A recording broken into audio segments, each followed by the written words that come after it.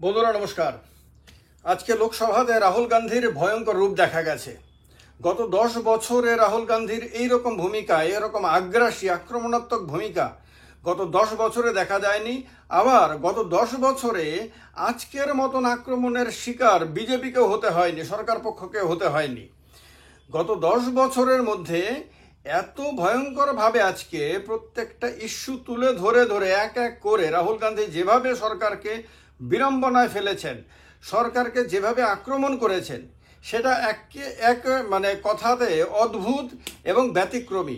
আর শুধু তা না, যেভাবে আজকে সমগ্র বিরোধী পক্ষ একজোট হয়ে এক সুরে এক স্বরে ঐক্যবদ্ধভাবে সরকারকে আজকে চেপে ধরেছে, রাহুল গান্ধীর পেছনে দাঁড়িয়েছে এবং রাহুল গান্ধী যেভাবে আজকে সব্বার মনের কথাগুলো যেভাবে বলেছেন, বিরোধী পক্ষের সবগুলো দলকে যেভাবে তিনি আজকে প্রতিনিধিত্ব করেছেন, তাতে আজকে স্পষ্ট হয়ে গেছে যে যতদিন এই সরকার থাকবে ততদিন পর্যন্ত এই সরকারকে যে প্রত্যেকটা দিন পার্লামেন্টের ভেতরে যখনই পার্লামেন্টে বসবে, পার্লামেন্টের ভেতরে সরকারকে যে প্রচণ্ড চ্যালেঞ্জের মুখোমুখি হতে হবে, ভীষণ কঠিন অবস্থা যে তাদেরকে মোকাবেলা করতে হবে, সেটা আজকে স্পষ্ট করে দেওয়া হয়েছে। এইরকমভাবে রাহুল গান্ধী এর আগে কোনোদিন ভাষণ দিয়েছেন বলে আমার মনে পড়ে না। তার ভাষণের মধ্যে ভুল ত্রুটি আছে কি না আছে, সব কথা ঠিক বলেছেন কি না বলেছেন, সেটা ভিন্ন কথা। কিন্তু যেভাবে আজকে তিনি হিন্দু ধর্মের কথা তুলে ধরে তিনি আপনার বিজেপি থেকে হিন্দু ধর্মকে আলাদা করার চেষ্টা করেছে, সরকারি পক্ষের হিন্দুত্ববাদী লোকদেরকে তারা যে অরিজিনাল হিন্দু না সে কথাটা বোঝানোর চেষ্টা করেছেন। অন্যদিকে নিটের বিষয়টাকে তুলে ধরে সরকারকে চেপে ধরার চেষ্টা করেছেন। তারপর অযোধ্যাতে যে বিভিন্ন কেলেঙ্কারিগুলো হয়েছে, বিভিন্ন নির্মাণ কাজে যে ত্রুটিগুলো হয়েছে বা খামতিগুলো রয়েছে, সেগুলো নিয়ে সরকারকে চেপে ধরার চেষ্টা করেছেন। নানান ইস্যু তুলে ধরে ধরে বারবার সরকারি পক্ষকে, তারপর চীন সীমান্তে তারপরে এই যে অগ্নিবীর স্কিম নিয়ে বিভিন্ন দিকগুলো আজকে তিনি যেভাবে তুলে ধরেছেন, তাতে প্রত্যেকটা কথাকে সম্পূর্ণ বিরোধীরা তার পেছনে থেকে তাকে সমর্থন জানিয়েছেন এবং তারা এমন ভাব প্রকাশ করেছেন যেন প্রত্যেকে বিরোধী এমপির মনের কথা তিনি বলছেন। তিনিও আজকে যেভাবে কনফিডেন্টলি বলেছেন যে আমি শুধু কংগ্রেস দলের বিরোধী দলনেতা না, আমি সমগ্র বিরোধীদের দলনেতা, আমি সব্বার প্রতিনিধি।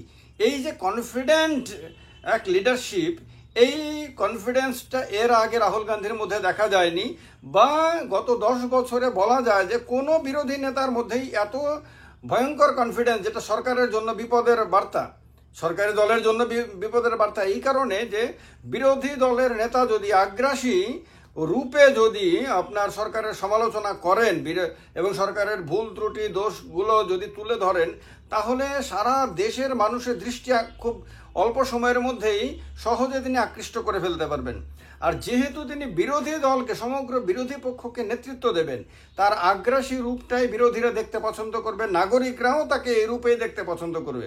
এইটা বোধহয় দেরিতে হলেও রাহুল গান্ধী বা কংগ্রেস দলের নেতারা বা বিরোধী দলের নেতারা সবাই বুঝতে পেরেছেন এবং তার কারণে তারা এবার পরিকল্পিতভাবে এক একটা পয়েন্ট তুলে ধরে তারা এইভাবে আজকে প্রেজেন্ট করেছেন। এবং দেখা গেছে রাহুল গান্ধীর বক্তব্য, বিরোধী দলনেতার বক্তব্যের মাঝে উঠে প্রধানমন্ত্রীকে একাধিকবার তার বক্তব্যের বিভিন্ন ইস্যুগুলোকে তুলে ধরে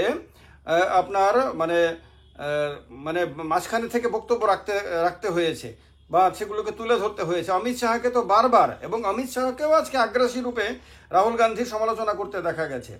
আবার মহুয়া মৈত্রকেও আজকে আগ্রাসী রূপে দেখা গেছে। এই যে সরকার পক্ষের মন্ত্রীরাও আজকে রাহুল গান্ধীর ভাষণের ত্রুটি তুলে ধরে তাকে আক্রমণাত্মক ভঙ্গিতে তার সমালোচনা করতে বাধ্য হয়েছে। এই সুযোগটা কিন্তু সরকারি পক্ষ গত 10 বছরে পায়নি, কারণ 10 বছরে আপনার বিরোধীরা এইভাবে তো নিজেদেরকে প্রেজেন্টই করতে পারেনি। ফলে সরকার খুব আরামে আয়েসে চলেছিল, সরকারের মন্ত্রীদের শরীরের মধ্যে মেদও বেড়ে গেছে, তারা সুখে থাকতে থাকতে একটা এমন একটা তাদের ফেভারেবল সিচুয়েশন তৈরি করে ফেলেছে যে তারা মনে করেছে এই সিচুয়েশনের মধ্যে দিয়ে তাদেরকে চলতে হবে। কিন্তু এখন যখন তারা প্রচণ্ড প্রতিযোগিতায় পড়ে গেছেন, একদিকে তো সংখ্যার দিক থেকে তো মারাত্মক প্রতিযোগিতাতে রয়েছে সরকার, যতদিন থাকবে ততদিন সরকার যে কোনো সময় পড়ে যাবার ভয়ে ভয়ে ভয়ে তাকে সময় কাটাতে হবে। অন্যদিকে আপনার পার্লামেন্টের বাইরে যেমন পার্লামেন্টের ভেতরে তেমন তীক্ষ্ণ বাক্যবাণে জর্জরিত হচ্ছে, তাতে তাদেরও এই মানে কি বলবো, বিরোধীদের সমালোচনার মোকাবেলা করতে গিয়ে তাদেরকেও নিজেদের মধ্যে আবার নতুন করে নিজেদেরকে ঝাঁঝিয়ে নিতে হচ্ছে। এর ফলে সরকারেরও লাভ আছে, যে সবটাই যে বিরোধীদের লাভ তা না, সরকারি পক্ষেরও লাভ রয়েছে, বিজেপিরও ক্ষেত্রে লাভ রয়েছে। কারণ বিজেপির নেতারা এখন এত দিনে গিয়ে তারা নিজেদের মধ্যের যে আগ্রাসী রূপটা, নিজেদের মধ্যের যে সেই কোয়ালিটিগুলো, সেগুলিকে তারা জাগিয়ে তুলতে পারবেন। কারণ প্রতিযোগিতা না হলে মানুষ কখনোই নিজের ভেতরের কোয়ালিটিকে জাগিয়ে তুলতে পারে না। ফলে দুই দিক থেকেই উভয়ই লাভবান হবে। কিন্তু বিরোধীরা সবচেয়ে বেশি লাভবান হওয়ার সম্ভাবনা প্রবল এই কারণে যে বিরোধীদের কাছে তো এই সুযোগগুলি এর আগে ছিল না। এইবার 10 বছরের পরে প্রধান বিরোধী দলনেতার পদ পাওয়ার সুযোগ হয়েছে তাদেরকে, এবং এইটা রাহুল গান্ধী হবেন কি হবেন না সেটা নিয়েও দীর্ঘদিন ধরেই আপনার নানান মত ছিল। অনেকের ধারণা ছিল রাহুল গান্ধী হয়তো এই দায়িত্ব গ্রহণ করতে চাইবেন না, তিনি হয়তো এত বড় চ্যালেঞ্জ নিতে চাইবেন না। কিন্তু আজকে রাহুল গান্ধীর ভাষণ শোনার পরে মনে হয়েছে রাহুল গান্ধী নীরবে গোপনে নিজেকে প্রস্তুত করেছেন এই দায়িত্ব গ্রহণের জন্য, এবং তিনি এবার আর নিজেকে শুধু কংগ্রেস দলের নেতা হিসাবে সীমাবদ্ধ রাখতে চাইছেন না। তিনি সমগ্র বিরোধী পক্ষের নেতা হিসাবে নিজেকে তুলে ধরে সরকারকে বোঝানোর চেষ্টা করতে চাইছেন যে সরকার যাতে এটা না ভাবে যে ইন্ডিয়া জোটের বিভিন্ন শরিক দলগুলোর মধ্যে ডিভিশন সৃষ্টি করে তাদেরকে এক থেকে আরেকজনকে আলাদা করে দিয়ে সরকার কমফোর্টেবল সিচুয়েশনে চলে আসতে পারবে, এটা যাতে না ভাবতে পারে সেটা বোঝানোর জন্য আজকে ভরপুর চেষ্টা রাহুল গান্ধী করেছেন। এবং রাহুল গান্ধীকে সম্পূর্ণরূপে প্রত্যেকটি কোণা থেকে বিরোধী এমপিরা সাপোর্ট করে তারাও এটা বুঝিয়ে দিয়েছে যে তারাও এই ক্ষেত্রে, এই আক্রমণাত্মক ভঙ্গিমার ক্ষেত্রে রাহুল গান্ধীর পেছনে পূর্ণরূপে তারা থাকবে, তারা ইউনাইটেডে থাকবে। আর এইটাও দেখা গেছে আজকে গলার জোরে কিন্তু বিরোধীরা অনেক বেশি, সংখ্যার জোরে সরকার অনেক বেশি। সরকারের কাছে এখনো 293 আপনার এমপির সাপোর্ট রয়েছে, বিরোধীদের ক্ষেত্রে এখনো 234 থেকে 37-এর মধ্যে হবে সংখ্যাটা, কিন্তু গলার জোরে তারা অনেক এগিয়ে গেছে। আর গলার জোরটাও সংসদের ভেতরে অনেক গুরুত্বপূর্ণ হয়ে যায়। মানে প্রতিবাদের আপনার জোরটা যদি খুব বেশি হয়ে যায় সরকারের পক্ষে বিড়ম্বনা তৈরি হয়। তো এই বিড়ম্বনাতে আজকে সরকার খুব ভুগেছে, এবং সরকারি পক্ষকে নতুন করে সব কিছু তাদের পরিকল্পনাকে সাজাতে হবে, সেটা আজকে স্পষ্ট হয়ে গেছে। রাহুল গান্ধীর আগ্রাসী রূপ, যেটা তারা গত 10 বছরে দেখতে পারেননি, এবং তারা মনে করেছিলেন যে রাহুল গান্ধী আর কি বলবে, রাহুল গান্ধী আর কতটুকু আক্রমণ করবে বা কতটুকু সিরিয়াস নেতা হিসাবে তিনি আর উঠবেন, তারা হয়তো কমফোর্টেবল সিচুয়েশনই হয়তো প্রত্যাশা করেছিলেন। কিন্তু আজকের পরে আর তাদের কাছে সেই সুযোগ রইল না। আজকে এটা নিশ্চিতভাবে বলা যায় যে রাহুল গান্ধীর নেতৃত্বে বিরোধী পক্ষ সরকারকে অন্ততপক্ষে পার্লামেন্টের ভেতরে, লোকসভার ভেতরে প্রত্যেকটা মুহূর্ত টেনশনে রাখবে।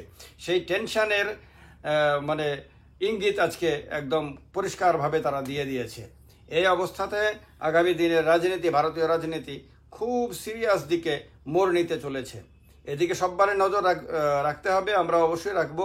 এবং আপনাদের এই ক্ষেত্রে কি অভিজ্ঞতা হয়েছে, যারা রাহুল গান্ধীর ভাষণ শুনেছেন, আজকে লোকসভায় আর কার্যক্রম দেখেছেন, তারা কমেন্ট বক্সে কমেন্ট করে জানাবেন। যারা দেখেননি তারাও বলবেন যে এই কথাগুলো শোনার পর তাদের কি মনে হয়েছে। ভালো লাগলে ভিডিওটি লাইক এবং শেয়ার করতে কোনোভাবেই ভুলবেন না। নমস্কার, জয় হিন্দ।